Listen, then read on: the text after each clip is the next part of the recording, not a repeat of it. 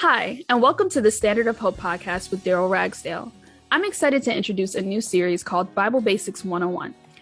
We here at the Standard understand that the Bible can be confusing at times. It can be hard for the common person picking up the Bible to understand all of the intricacies and nuances of such a well thought out and beautiful document. We are so often taught what to do, but very rarely are we taught how to do it. That's what Bible Basics 101 is all about. We strive to teach the Bible in a way that makes the concepts easy to understand, digest, and most importantly, live out in your everyday lives. Join us on this journey as we learn to walk in our better.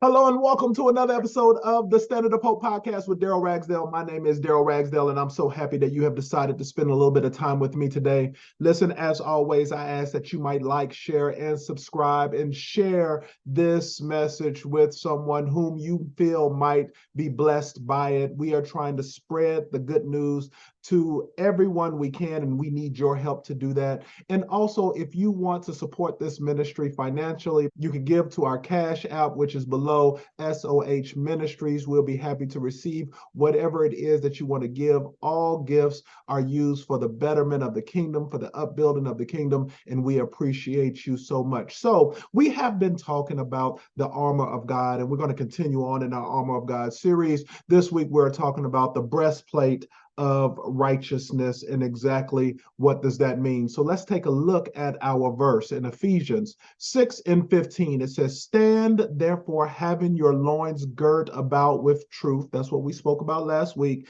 And now what we're talking about this week, and having on the breastplate of righteousness. Now, the word righteous is defined as acting in accord with divine or moral law, free from guilt or sin, morally right or justifiable. Now, the Bible clearly tells us here that we should have a heart of morality, a heart of sinlessness. Now, this flies in the face of what our society tells us today. The unfortunate truth about the world that we currently live in is it leans more into the if it feels good, do it mentality. This mentality is explicitly from the devil. Aleister Crowley, the most famous devil worshiper, coined the phrase that he says was inspired by Satan himself to do as thou wilt, which means do what feels good. Do what is best for you. Do whatever you want. Now, if you listen carefully, you heard me use the word you a lot in those last few sentences. Well, all of the devil's practices tend to put the emphasis on doing what feels good to you, not what is righteous or what is right. This is the world that we live in, but this is the direct opposite of what God asks of us. The uncomfortable truth is that we live in a world that man's heart has grown cold and uncaring.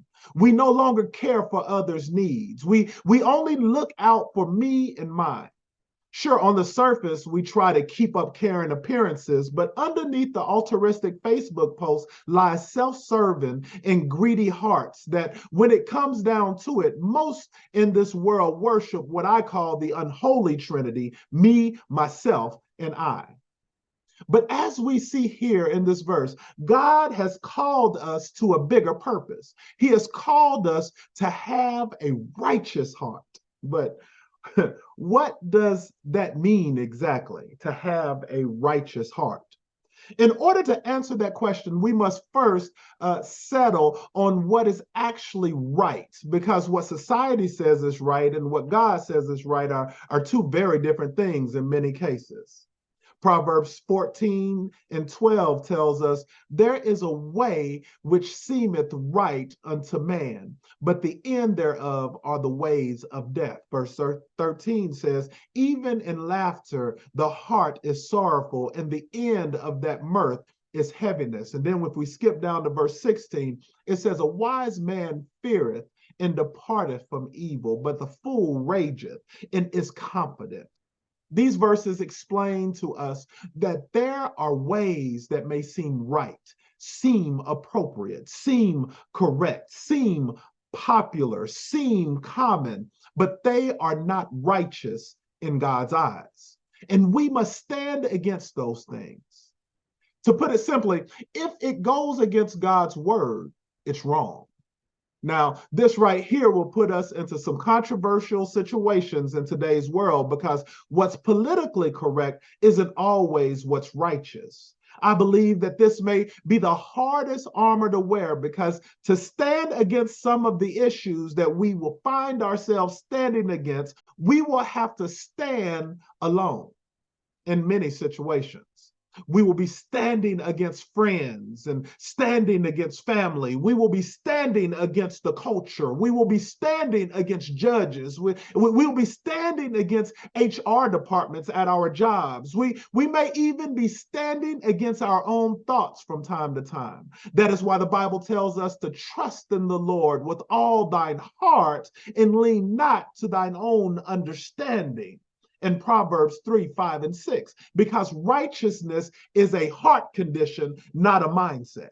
You can justify things in your mind, but when it's in your heart, you just know that you know that you know that you know. It's a feeling, a tugging, it's a knowing. It's more than logic and understanding, it's faith. That I know in my heart that what God said is right, it's right, even if the world tells me it's wrong. And I'm going to stand on it no matter what and no matter who stands against me. We must stand for what's right, even when it's unpopular. We must stand for what's right, even when there will be backlash. We must stand for what's right, even if it means we must stand alone. Right is right. There was an old bumper sticker that said, God said it, I believe it, that settles it. Now, although I like that bumper sticker, I don't agree with it fully because I believe that it really doesn't matter if I believe it or not. God's word is right all by itself. So if God said it, that settles it. The world is working hard at trying to tell us that God's right is wrong, that God's right is not inclusive, that God's right is unaccepting. But it doesn't matter what the world says. If God said it, that settles it. It doesn't matter what you think. God's right is right. That truth we must hide in our heart and we must protect it at all costs. Never waver and never fail. God's right is right. I don't care what the law says. God's right is right. I don't care what your parents say. God's right is right. I don't care what your pastor says. God's right is right. We have pastors willing to accept anything nowadays to increase their tithe-paying memberships. But God's right is right.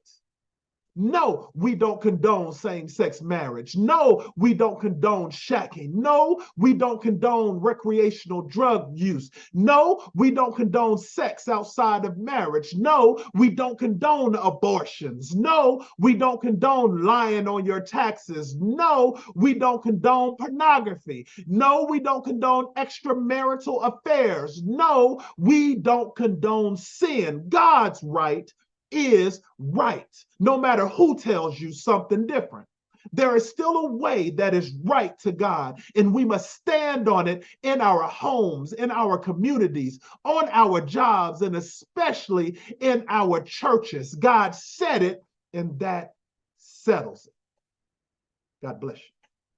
Again, I want to say thank you so much for staying with us. Thank you so much for supporting us here at the Standard of Hope podcast. And we here at the Standard just want to spread God's word. We want to help people to know that they can do better, be better, and live better than they did yesterday. So we are asking that you might like, share, and subscribe this message, that you might send this message out to someone that you think might be blessed by it. And if you want to support this ministry monetarily, our Cash App address is on the screen right now. It's SOH Ministry. Again, that's $SOH Ministry. If you are listening to this and you're not able to see the screen, that's $SOH Ministry. Whatever you give, whatever God has placed on your heart, we truly appreciate it. And I want everyone to be encouraged today and join us again next week as we continue to try to walk in our better. And remember that if things are not good in your life, it just simply means it's not over. God is not through with you yet. You be blessed.